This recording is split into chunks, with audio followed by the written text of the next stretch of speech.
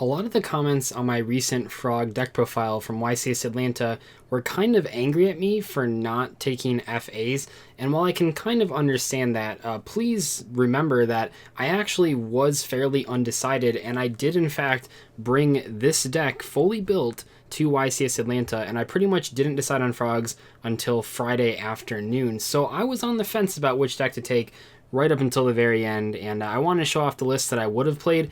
I don't know if I'm going to play this weekend at the Garden City Regional, or if I'll just play Frogs again. I'm leaning more towards Frogs, but even if I do play this deck, I'd probably change a couple cards, most notably just stuff in the side deck.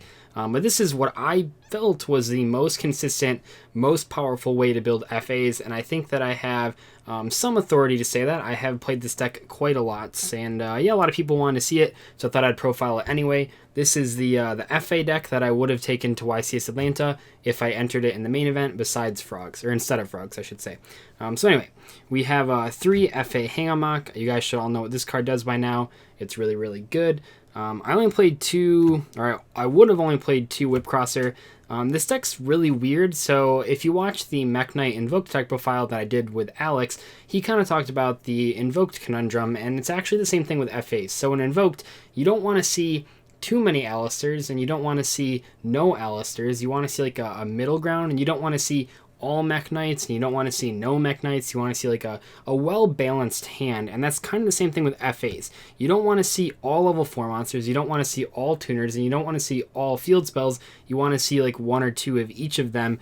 And one of the things that I noticed is that when I was playing this deck at the last regional, I sided out 1 Whip Crosser every single game and never needed like the third at all.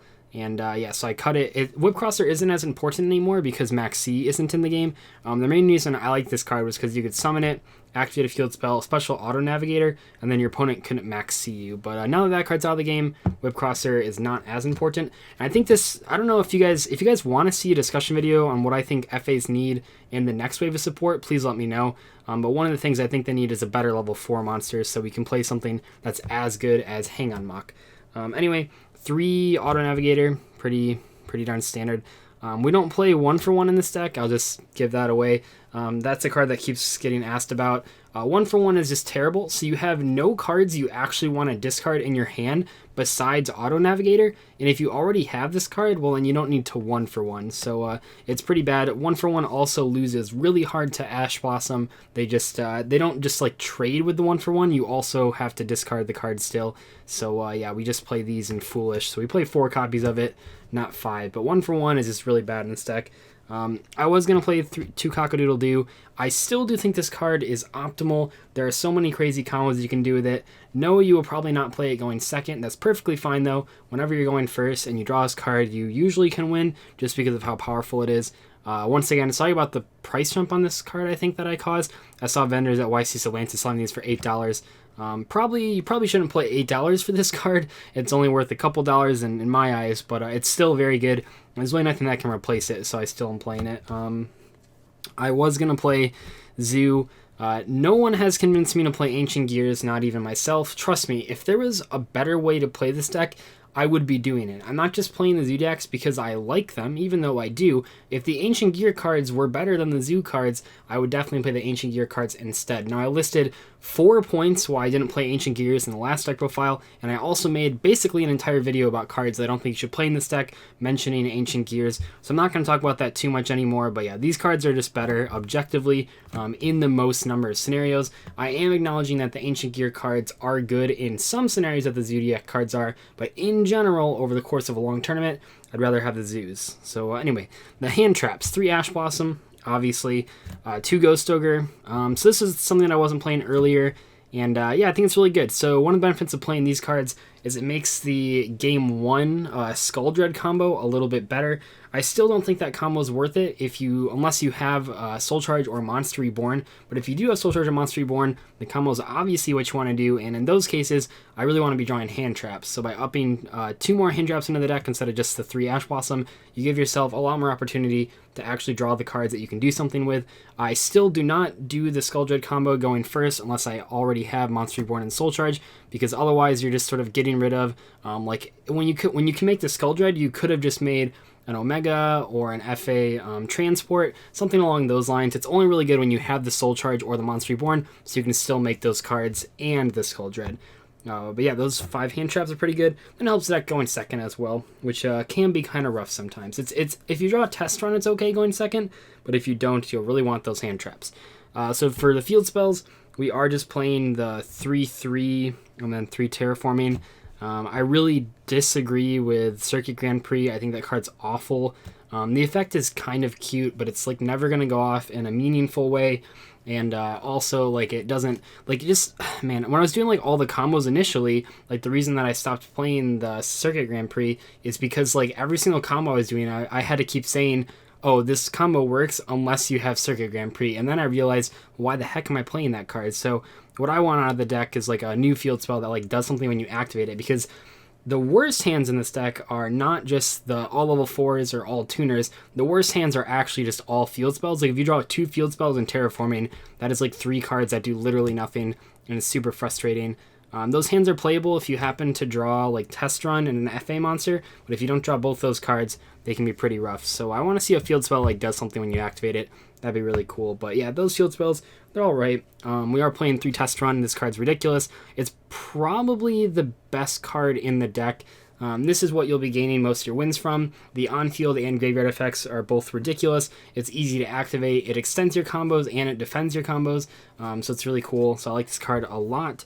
One card I cut to 2 was Pit Stop. This was a hard choice because Pit Stop was like the initial thing that made me want to play this deck. It's such a ridiculous card on paper. In practice, though, in this deck, Pit Stop can be kind of awkward. It's one of those cards that is sort of like a win more. You definitely need to play at least one of them because it is incredibly valuable to recycle with Omega and get the Monster Reborn effect every turn. But the on-field effect, it can be really rough sometimes. So like with Test Run, if you open just Test Run Auto Navigator, like that's perfectly fine because that means you can pop a card on your opponent's turn, and then on your turn you can pop your field spell. You have an Auto Navigator engraved, it's really good. But with Pit Stop, if you have Pit Stop, it like doesn't really do anything. It gets like a draw, but it doesn't really do anything. And then more importantly, some of the most frustrating times are when you have like Pit Stop and then a level 4 monster and not a field spell.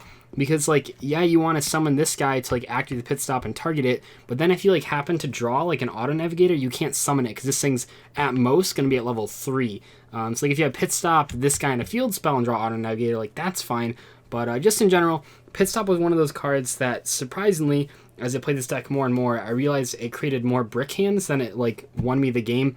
So really, it's kind of weird, but a lot of times I'd rather just banish one of this card off of Desires to put back with the Omega. And those were like the hands that I want. Like every time, like some of the best hands in this deck were when you can make Omega, activate Desires, and banish a Pit Stop. That was really valuable. So I still think it's worth running at 2 or at the very least 1. Like you still need this card. Usually just be an Upstart Goblin, and a lot of times you're just trying to get the Monster Reborn effect. 3 was like way too much. A lot of times that I drew multiples, I just instantly lost the game. And a lot of times that I drew 1, it still wasn't good enough, especially going second when you need all of your cards to like impact the board in some way. Yeah, so we only played 2 of those. I think that was a good choice. 3 Zodiac Barrage. Card's ridiculous. It's like, when you open this card, you can't lose. It's pretty, what, I mean, I don't want to say you can't lose. Obviously, you can still lose. It's really difficult to lose when you open Barrage. It's just such a good card in this deck. It just does everything. If your opponent doesn't kill it, you get a second activation. That's really good as well. You can draw this off of the Skull Dread. That's like one of the big reasons you play this instead of the Ancient Gear Catapult, is because if you draw this later than turn 1, you can still activate it even if you have a board. So yeah, that card's really powerful. 2 Pot of Desires. I keep saying I want to play 3, but there's really no room. I should note this is the only time I've ever been able to get FAs to a 40 card list. I keep not being able to fit it down to 40. I keep playing 42 or 43. So yeah, we're just trying to keep it at 40, keep it as consistent as possible. I was going to a YCS, so I just wanted the tightest deck list I could possibly get my hands on. And yeah, that just included 2 Pot of Desires. It's fine though. I always mention it, but it's really good in this deck because if you have Whip Crosser, then they can't Ash Blossom the Pot of Desires. For the Saki 1-ofs, we have Soul Charge, Monster Reborn, Foolish, and Ryeki. Those are just like, in my opinion, a lot of decks, these are just like staple 1-ofs if your deck can like take advantage of them. Any graveyard deck is going to want to play those 3. This card's really good going second, so yeah. That is that's the entire main deck. I won't show the side deck in this video because it was probably, I mean, that part was going to change more than anything. It'd be very similar to like the Frog side deck, because there wasn't a ton of matchup specifics, or there wasn't a ton of deck specific stuff that like those cards had to go into. So stuff like Chaos Hunter and Unending Nightmare are going to be good in this deck, as they are good in Frogs. But anyway, the extra deck. So we have 2 Motorhome. This card was weird. So one card I really want to play in this deck is Theseus and Instant Fusion. One of the problems with that though is that the only thing in the extra deck that you can cut is 1 Motorhome, and then the Theseus is only to make Motorhome, so it's kind of like you're cutting a card to make room for a card that summons the thing that you cut. So I don't know. Maybe you can cut Stardust. That's probably fine. But yeah, you almost never make 2 of these. I want to cut it for Theseus, but then it's like I want to make this with the Theseus. It's a weird spot. You could potentially play Cloud Castle if you wanted to. That card's kind of interesting. But a lot of times when you do go into second Motorhome, you really need it to be the Motorhome, not Cloud Castle, because you want it to come out with the bonus effects.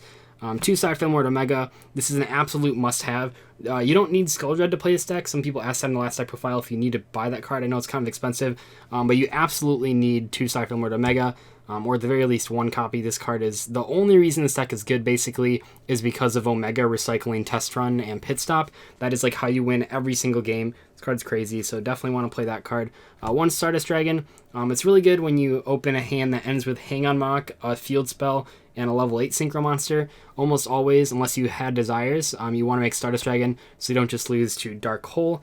Crystal Wing. I find myself making this less and less, but it's still in there just in case. Usually you want to make this card when you want to do like a ton of damage. That's like the main benefit of Crystal Wing over these other cards, and in that regard it's pretty good. 1 Ancient Fairy Dragon. You never ever need 2. I mean, I played this deck a lot and played a lot of really grindy games, but outside of turn 1 you don't really make Ancient Fairy Dragon. Please note though, I mentioned this in the last deck profile, the newer version of this card is updated to say that it destroys all field spells on the field, not just 1 field spell like the old printing, because when this card was printed, there was only 1 field spell up at a time. So if like the matchup that matters in is like when your opponent's playing Trickstars and you play a field spell, you can pop your field spell and the Trickstar field spell. That's pretty good. It's also good against Diagram and stuff. So those are the synchros. I think that's what I've been playing. I think it's what I played at the last regional. Actually, I think the whole extra deck's the same, but anyway. Totem Bird. This is when you open all tuner monsters. You just make Totem Bird with Cockadoodle-Doo and Auto Navigator. It might sound terrible, but it helps like one of the worst hands, so I play it. This is the other side of that, so the other bad hand is all level 4 monsters. At least you can make Baguska. You can stall for 3 turns. That's pretty cool. And then the 1 Galaxy Tomahawk. That's for the Skull Dread combo. So the Skull Dread combo is you make Tomahawk, then you make Cliffort Genius, then you make then you make Proxy Dragon, then you make Link Spider, and then you have these 3 cards and a token left, and you make Skull Dread, and then you draw 4 cards, put 3 back, and then you have like a special summon effect from your hand. So it's really, really good. This combo is good. Like I said, don't do it game 1 unless you open Soul Charge or Monster Reborn. The times that this card shines is when you're drawing into side deck cards, so that's why I say just do it game 2 and 3. And in that move, like that game 2 and 3 combo, this card is in fact ridiculous. It's just that game 1 not very good, because you're making this instead of making like a level 8 Synchro Monster. And in game 1, when you're not drawing side deck cards, a lot of the times the cards you're drawing just aren't going to make any impact, so they're just going to sit in your hand. You're just going to have this guy, it doesn't do anything, it has no disruption. So yeah, you don't want to make that guy game 1, but games 2 and 3, pretty cool. Then lastly, we have 1 Underclock Taker. This is the only non-Skull Dread combo Link monster we play. It's a really good card. It definitely gets in there. I know at Atlanta I actually lost a match to this card, so but yeah, I've won a lot of games with it. It outs like Towers randomly. That doesn't matter at all because no one plays Cliff Forts, but it does out Towers, so that's kind of neat. But yeah, that's the extra deck. Like I said, if you really want to play Theseus, which I wouldn't call you crazy for, I think the only really cuttable card would be like one of those 2. Both of them are probably the least used cards in the extra deck besides the second Motorhome, but you can't really cut the Motorhome because you're playing the Theseus to make Motorhome easier. So yeah, I think you can cut one of those 2 if you want to play the Theseus, and then play Instant Fusion, obviously. Probably just 2 Instant Fusion in the main deck. But anyway, that is my FA Zoo profile. This is pretty much the exact list in terms of main and extra that I would have played at YCS Atlanta. I was using Ultra Pro Eclipse sleeves. I hate these sleeves. I love non-matte Ultra Pro lime green sleeves. Those are the ones that I try to use as often as possible. These ones, like the cards just constantly slide out. It's super annoying. I don't know why that happens. It's really weird. But anyway, yeah, let me know what you guys think about this deck profile. Hopefully you enjoyed it. Hopefully you enjoyed it more than the frog one. People were really pissed about that. But yeah, I'll see you guys later. Bye.